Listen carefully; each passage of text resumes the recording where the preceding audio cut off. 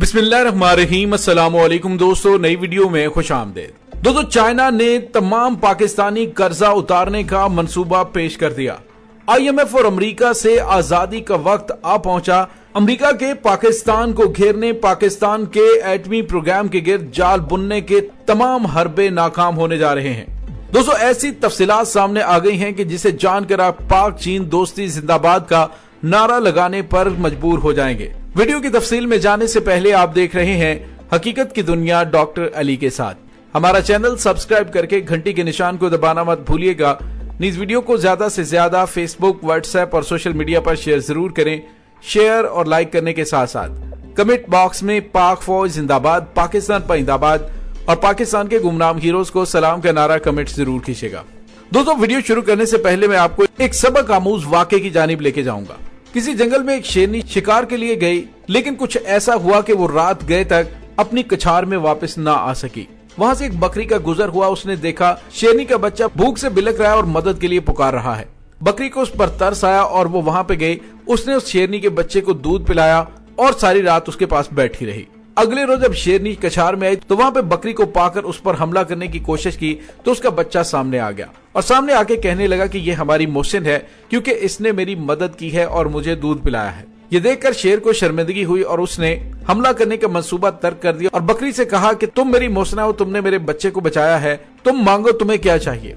बकरी ने कहा कि मैं चूंकि दरख्तों की शाखें खाती हूँ और नर्म नर्म शाखें खाना मुझे पसंद है, लिहाजा मेरी ख्वाहिश है कि मैं आपके ऊपर सवार होकर दरख्तों की ये नर्म नर्म शाखें खाऊं।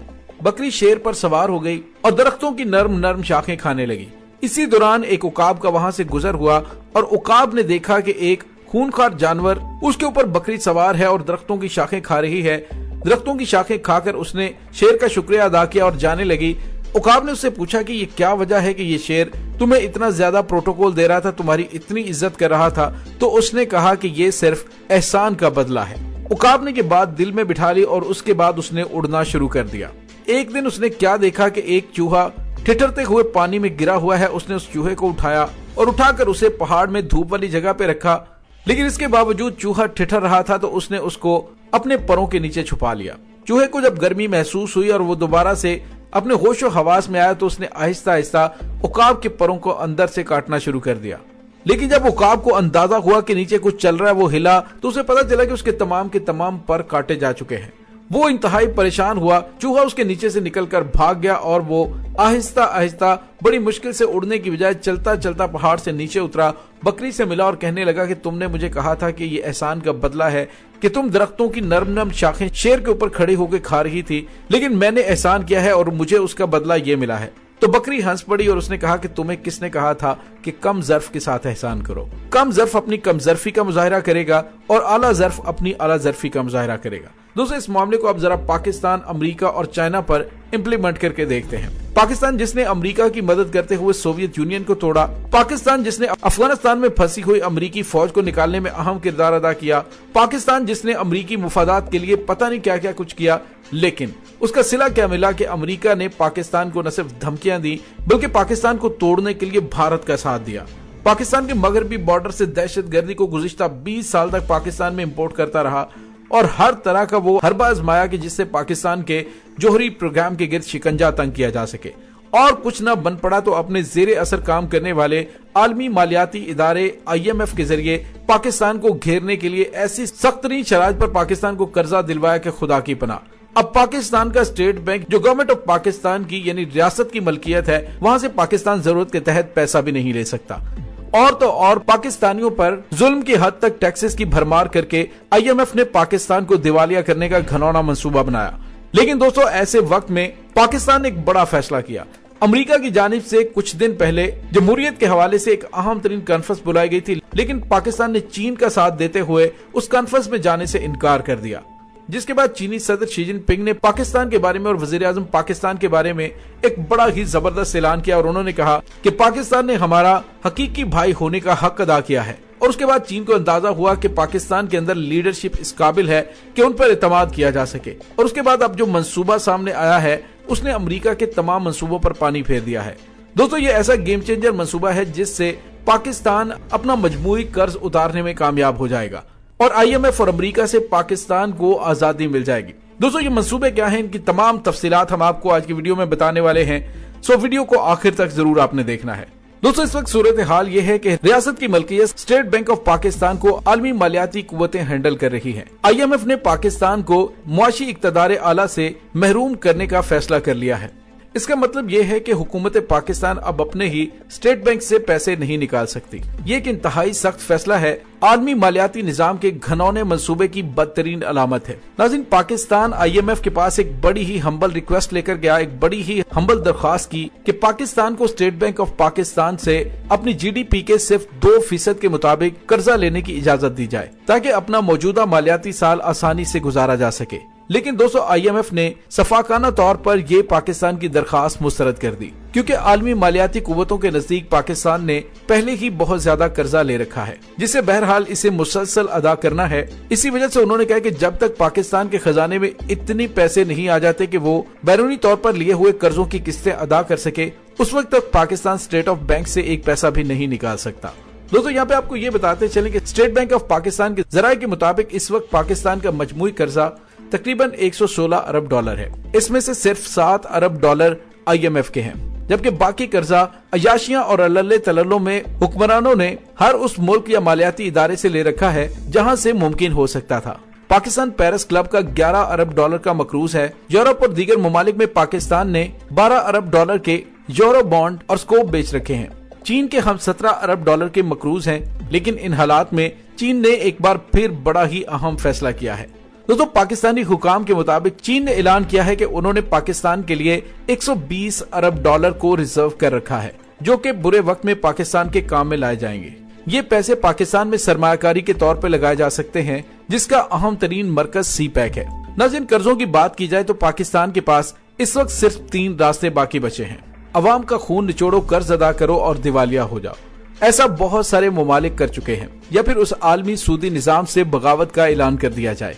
लेकिन दोस्तों, पाकिस्तान सिर्फ कारोबार की वजह से इस सूरत हाल से निकल सकता है और चीन इसमें पाकिस्तान की मदद करने के लिए तैयार है, क्योंकि पाक चीन राजदारी पाकिस्तान के पास वो वाहिद रास्ता है जिसमें अबनाए मलाका को इस्तेमाल किए बगैर चीन मिडल ईस्ट, यूरोप और अफ्रीका तक बड़े पैमाने पर तिजारत कर सकता है। दोस्तों, इस हकीकत से इनकार नहीं किया जा सकता कि मुआशी मुस्तकबिल समुद्रों से वाबस्ता है। समुद्री रवाबित एक शोबा ही नहीं है, बल्कि एक मतवाजी मईशत भी है, जिससे मईशत के दूसरे तमाम शोबे मुंसलिक हैं। कुदरत ने पाकिस्तान को बहरे हिंद के वसीओ अरीज खित्ते से नवाजा है, लेकिन ताहाल इससे वो फायदा उठाया नहीं जा सका जो उठाना चाहिए। ताहम CPEC के आगाज और गवादर बंदरगाह की तामीर के साथ मुआशी नमू के लिए समुद्री मईशत से फायदा उठाने के ख्वाब को पूरा किया जा सकता है। नाज़रीन, ये भी हकीकत है कि पाकिस्तानी मईशत अरसा दराज से मुआशी तनाव का शिकार है। इस मकसद के लिए हमें तरक्की और पायदारी के लिए नए महाजों को खोलने की जरूरत है। इस मकसद के लिए पाक चीन इक्तिसादी राहदारी यानी CPEC रवायती मईशत के साथ साथ पाकिस्तान की समुद्री रास्ते से मईशत को बहुत ज्यादा तकवीयत दे सकता है। नाज़रीन, CPEC सिर्फ एक सड़क का मंसूबा नहीं है, बल्कि चीन की बराह रास्त पाकिस्तान में एक बहुत बड़ी सरमायाकारी है, जिससे पाकिस्तान की मईशत के बहुत सारे शोबों को तरक्की मिलेगी। चीनी सरमायाकारी से पाकिस्तान की समुद्री मईशत सोने की तरह चमकेगी। CPEC पाकिस्तान की गैर इस्तेमाल शुदा समुद्री मईशत को तलाश करने और इसकी छुपी सलाहियतों को उजागर करने का काम देगा।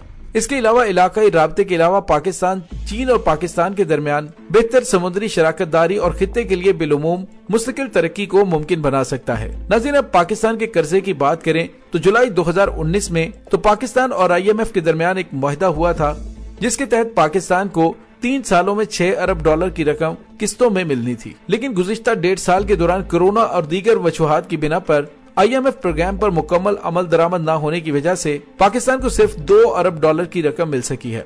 ताहम हाल ही में छठे नजरसानी इजलास और 6 हफ्ते की मुसलसल मुलाकात के बाद 1.059 अरब डॉलर की किस्त जारी करने पर पाकिस्तान और IMF के दरमियान मुआहदे पर इत्तफाक हो गया है, जिसके हतमी मुआहदे की मंजूरी IMF का बोर्ड ऑफ डायरेक्टर जनवरी में देगा और IMF के तहत पाकिस्तान को मिलने वाली ये रकम 3.025 हो जाएगी। दोस्तों, IMF का ये मुआहदा पाकिस्तान के लिए मजीद माली मुश्किलात और अवाम के लिए मुश्किलात का बायस बनेगा। हुकूमत जल्द ही एक मिनी बजट लाने के बारे में सोच रही है, जिसमें IMF की किस्तें अदा करने की मद में बिजली के निर्खों में 4.58 रुपए पर यूनिट इजाफा करने की तवक्को है। जिससे सारिफीन पर माहाना 61 अरब रुपए का इजाफी बोझ पड़ेगा। यानी पीटीएल की मद में 4 रुपए माहाना जून 2022 तक मजमूई तौर पर 30 रुपए फी लीटर का इजाफा किया जाएगा, जिससे सारिफीन पर 356 अरब रुपए का इजाफी बोझ पड़ेगा। ज़राअत, खाद और इशाए खुर्दोनोश 350 अरब रुपए की टैक्स छूट खत्म कर दी जाएगी, जो कि महंगाई में मजीद इजाफे का बायस बनेगा। इसके अलावा पब्लिक सेक्टर तरक्याती मंसूबों में 200 अरब रुपए कम किए जा रहे हैं, जो 900 अरब रुपए से कम होकर 700 अरब रुपए हो जाएंगे, जिससे तरक्याती मंसूबे मुतासिर होंगे। एफबीआर के डायरेक्टर का कहना है कि इस साल टैक्स का हदफ 5,829 अरब रुपए से बढ़ाकर 6,100 अरब रुपए कर दिया गया है, जिसके लिए वो और उनकी टीम पुरअज़्म है। उन्होंने एफबीआर की रेवेन्यू कारकर्दगी को सराहा है, जो कि गुज़िश्ता कई सालों से हदफ से ज्यादा रेवेन्यू वसूल कर रहा है। स्टेट बैंक की खुदमुख्तारी का बिल भी पार्लियामेंट से मंजूर हो चुका है। गवर्नर स्टेट बैंक पहले की तरह पार्लियामेंट को रिपोर्ट करेंगे और उन्हें एहतसाब से भी इस्तिस्ना हासिल नहीं होगा। IMF की दीगर शराइत में स्टेट बैंक पॉलिसी रेट में 1.5% इजाफा, GDP ग्रोथ जिसका हदफ रवा साल 4% रखा गया है, और मॉनेटरी पॉलिसी के तहत अफराते ज़र को कंट्रोल करने के लिए अफराते ज़र को कंट्रोल करना है। तवानाई के शोबे में इस्लाहात से गर्दिशी कर्जों को कम करना है, जिसकी वजह से हुकूमत को बिजली और गैस के निर्खों में इजाफा करना पड़ेगा।